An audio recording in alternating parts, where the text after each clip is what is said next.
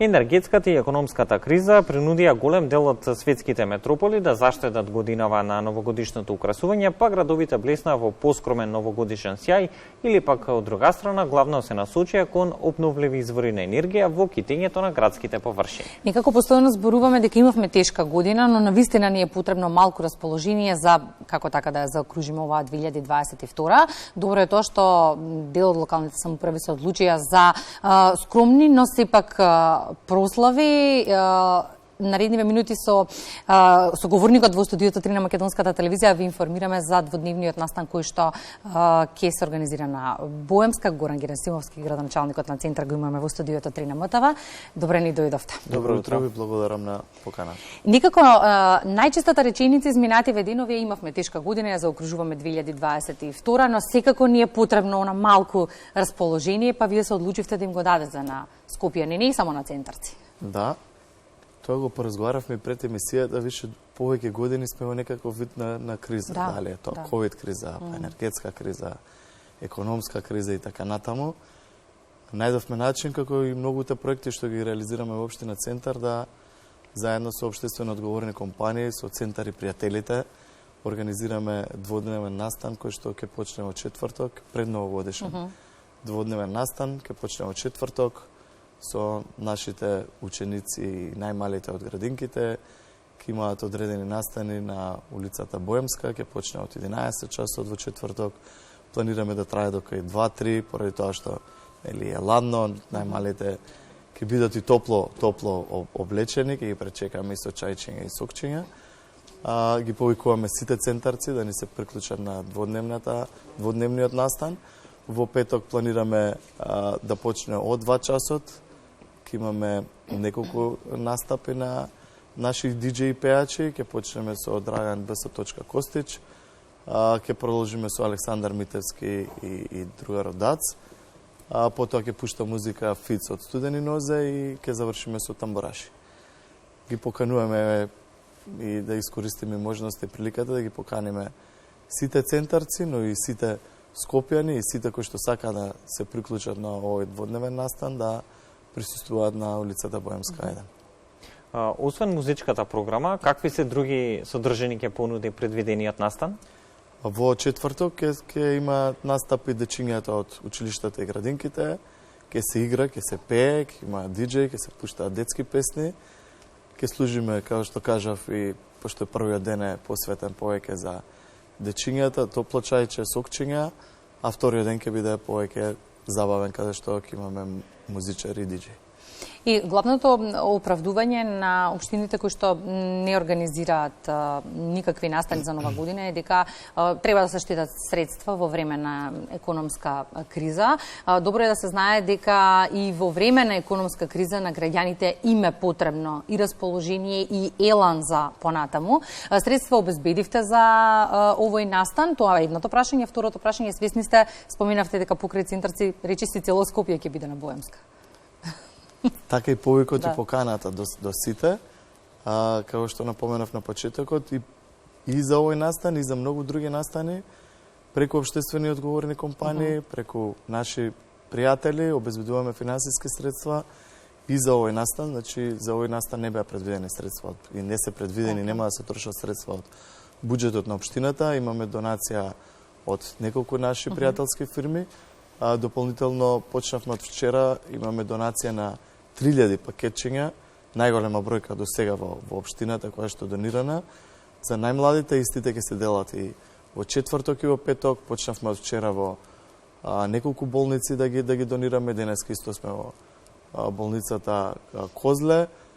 Ќе ги донираме дел во градинките на нашите најмали центарци и за денот за овие 2 дена. Дополнително покрај овие активности кои што ги правиме и донации кои што ги добиваме, имаме многу бројни донации во урбана опрема, во ново зеленило, па ќе ни донираат и возило, поради тоа што имаме стари возила, не сакаме да трошиме време на криза и ќе се донира возило, се донираат неколку скверови кои што се договорени, детски игралишта и така натаму. Наоѓаме начин да покрај средствата кои што ги поседува општината и нашиот буџет, да наоѓаме и средства од општествено одговорни компании кои што се пријатели на општината.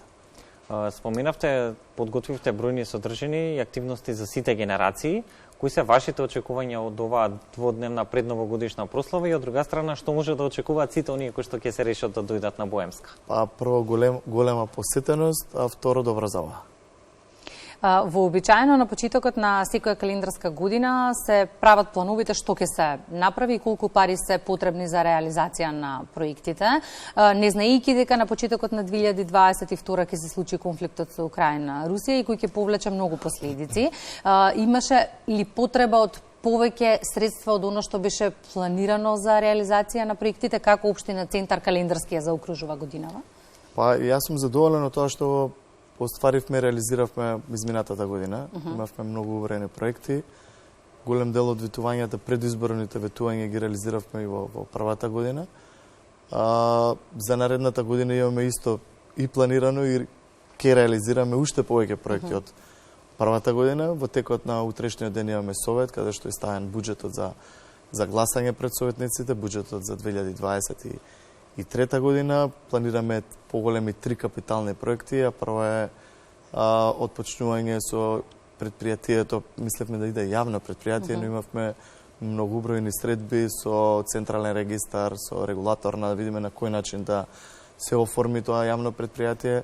Планиравме да биде на оваа последна седница, поради тоа што планиравме да биде јавно и ги спремавме сите документи да биде јавно, но по сугестија од Централен регистар, од регулаторна и други институции, истото ќе биде ДОЕЛ, а тоа е предпријатие за производство и продажба на електрична енергија, направена анализа, имаме комисија која што неколку месеци работи на самиот проект, направена анализа каде све може да се постават тие фотоволтаици на сите објекти кои што ги имаме под капата на општината, сите градинки, училишта. Во текот на месец јануар, верувам дека истото предпријатие ќе го оформиме и ќе се согласат и самите советници. Дополнително имаме уште 2 поголеми проекти, а тоа е до завршување на поголема детска градинка. После многу години, 50 на години, се прави целосно нова градинка, не реконструираме, пошто секоја година реконструираме по неколку, ова е нова градинка, во населбата Пролет. И уште еден поголем проект, а тоа е проблемот со паркирање. Ќе почнеме од населбата Капештец, каде што е планиран нов паркинг за 260 возила. Се уште, се извинувам Никола, се уште жешка точка е центар кога станува збори за возењето и за паркирањето.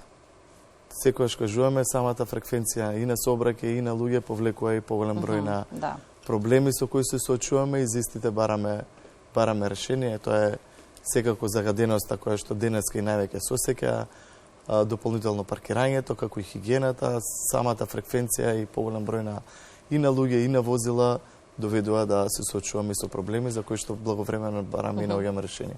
Во овој предпразничен период не ги забравате ниту највозрастните, односно пензионерите. Неодамна се случи исплатата на еднократна парична помош за пензионерите кои што се пријавија на јавниот повик.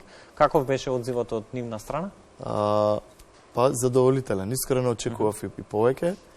Општина Центар е општина со повозрастно население. Оние статистики кои што покажуваат на државно ниво околу 32-3% возрастно население, ние го имаме во рамки на општината. Значи сме општина со постаро, повозрастно население. Од тоа што го направивме како увид и сакавме да помогнеме на нашите повозрастни граѓани кои што имаат пониски пензии до 17.518 денари. Имавме околу 4.000 пензионери, пријавени 1.400. Обично секогаш и за секој повеќе таа бројка за пријавување доки 40-50%. Вчера ги подпишав последните исплати. 1.400 пензионери ќе добијат по 1.500 денари, но имаме во делот на социјална грижа, во социјални проекти, имаме многу проекти кои што ги реализиравме изминатата година, а и ги планираме и проширување за следната година. Следната година веќе при крај и отпочнување на што го најавивме како центар за лица со Алцхаймер и деменција. Го опремуваат станот, во завршна фаза се. Верувам дека во јануар ќе го отвориме и тој центар. Центар се грижи за највозрастните, одличен проект кој што го продолжуваме. Делиме 150 пакети за социјално загрозени семејства, истото ќе го продолжиме и за овие новогодишни божикни празници. Еднократна помош, финансиските средства кои што беа предвидени за градоначалникот, односно за патување и непопуларни кафеани, како што ги нарекуваме, односно репрезентација, се 750.000 денари кои што ги пренаменивме за социјално загрозените. Имаме многу проекти во делот на социјалата, истите планираме да ги продолжуваме и подобруваме во 2023. Ќе добива ли во меѓувреме центар нови жители во период кога имаме екстремно загаден воздух, нели? Пренаселеноста на градот е една од темите за која што гласно се дискутира. Ќе се дискутира на оваа тема?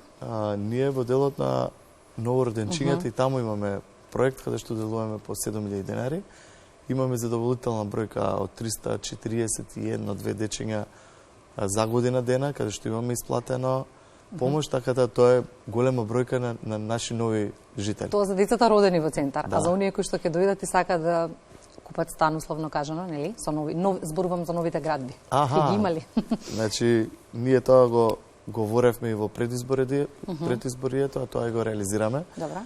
Во делот на урбанизмот прво се грижиме за што поубав уреден центар, носиме неколку нови дупови каде што и бришеме одредени парцели, на истите парцели се вцртува зеленило, а тоа е новиот дуп кој што сега е во град Скопје, а тоа е делот на Кале. Дополнително се носат дупот Клинички и Маџармало. Во Маџармало од претходно има доста хотели, пробуваме и таму да имаме што подобри сообраќајни решенија. Уште малку локации се оставени поголеми во центар кои што во иднина ќе се градат, а тие се истите кои што цело време ги говориме во делот на Холидин, во делот на Треска, сите останати локации се многу помали. Немаме, ако имате заприметено и статистички податоци во делот на издадени дозволи за градба, и не сме меѓу првите, туку сме меѓу последните кои што има дадено дозволи за градба, го спасуваме водно. Ако се сеќавате, пред неколку месеци изнајдовме решение без да плаќаме пенали, иако некои од парцелите веќе има дозволи за правосилно за градба, најдовме начин да ги стопираме и го заштитиме појасот на водно за да спречиме сеча на дрва. Секаде каде што можеме да заштитиме и зеленило и подобро да урбанизираме, го правиме тоа како општина. Ако се навратам неколку години наназад, можеби од почетокот на ковид пандемијата, речиси сите непријатни настани кои што се случија во земја во странство, се случија кога јас и Никола бевме на емисија и често зборувавме за тоа дека можеби треба да земеме одмор за некако да се поштедиме од се. Тоа би се случи генерално и на вас, да ви кажеше некој дека во време на здравствена, па и економска и енергетска криза ќе бидете градоначалник, ќе размислевте за опцијата? Па ги прифативме предизвиците, знаејќи со што ќе се соочуваме. Секоја работа, поготово градоначалничката, има многу предизвици. Не ги кажуваме проблеми, предизвици со кои секојдневно се соочуваме и за истите и наоѓаме и ќе наоѓаме решенија. Не е лесна функцијата, но чим сме се нафатили, ќе се бориме што подобро да ја завршиме, односно што повеќе проекти да реализираме во се интерес на нашите граѓани. И сосема конкретно разговорот, уште еднаш да им дадеме причина зошто граѓаните треба да бидат на Боемска улица наредниве денови? Ќе имаме добра дружба, добра забава, убави луѓе и да испратиме заедно сите 2022 година, да имаме што поубава 2023 година. Благодарам. Се надевам за убави теми, ќе се среќаваме во 2023. Сигурен сум во тоа и планираме поголем број на проекти за наредната година. Ќе доаѓаме за да ги образложуваме истите. Апсолутно, благодарам. Благодараме за гостувањето.